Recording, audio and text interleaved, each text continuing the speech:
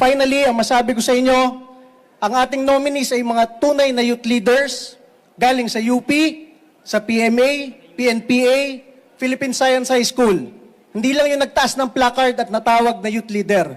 Ang ating mga kasamahan dito, kaklase ng mga tinyente, ng pulis at sundalo, kaya alam nila kung anong pakiramdam ng mga sundalo na ayaw sa peace talk at gustong matapos na ang laban sa NPA. Muli, mula po sa Duterte Youth Party List, kami po ay nagpapasalamat sa opportunity ito.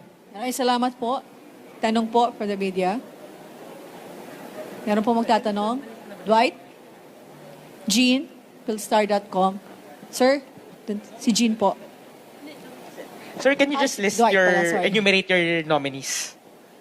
Congresswoman Cardema, who is a reservist officer, Vice Chair of Defense in Congress and is from UP. Ron Bawalan, who is from the Philippine Military Academy. Berlin